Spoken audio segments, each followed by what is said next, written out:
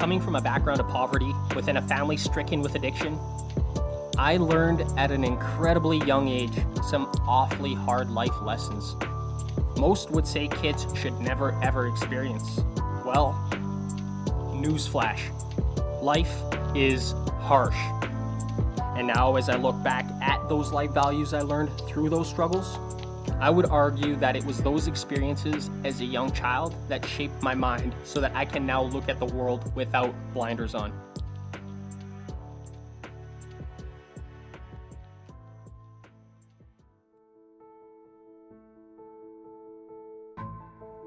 Many of us have lived sheltered lives for years and not by choice. As kids, we can only experience what we were born into. And with no real decision-making abilities for our own self-benefit, we are stuck relying on those around us to share their wisdom and stories which help to shape us into contributing members of society. But what if the people who are in the position of teaching us were never taught themselves how to better cope with life, death, and all the struggles in between? Well, herein lies the problem.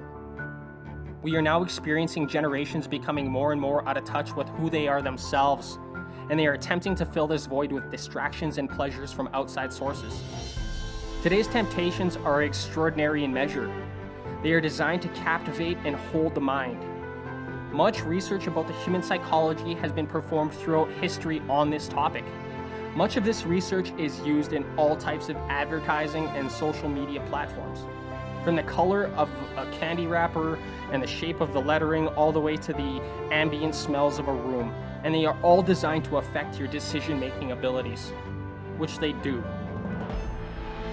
I liken it to researching an opponent's tactics and moves in order to manipulate and defeat them. And in this case, it is not a physical battle, but a battle of the mind. Now, let us say you have learned what your opponent's likes and dislikes are, what his or her values are in life, and what stimulates pleasure and or pain within them. You've just gained an immensely powerful position against them. You no longer have to fight with weapons of brute force, which would then expose yourself as the enemy, but instead now you can fight by pulling on the feelings and emotions, the pleasures and temptations, in order to manipulate people into getting what you want. This, unfortunately, is a story as old as human interaction, and it is currently used every single day as a form of control against the masses. So what does this mean for you?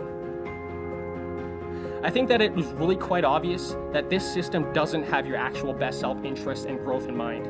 So what it really means is self-education. Educate yourself on psychology, the brain's biology, and the human subconscious mind.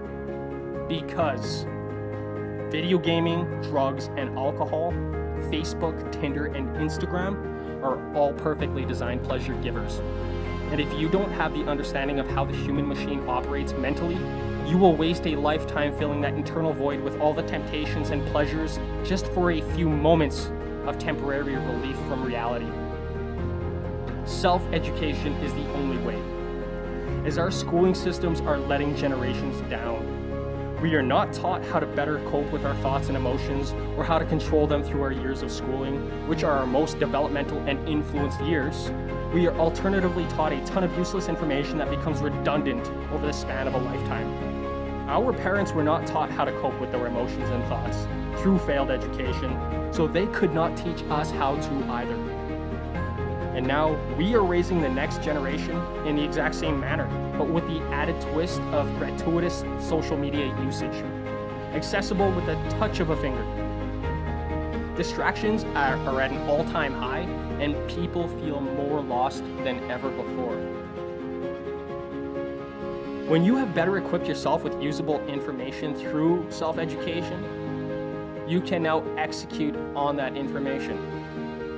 Like, would it not be wonderful to choose how you feel instead of being like a leaf in the wind, emotions blowing whichever way life's twists and turns take you? Wouldn't it be awesome to not get angry in traffic or to not have that constant urge to check on your phone? Of course it would. So this is where you pull out that search bar and dive in.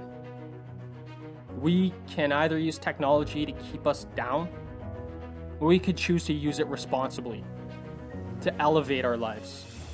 There is plenty of information out there for those who earnestly seek it. It all comes down to choice.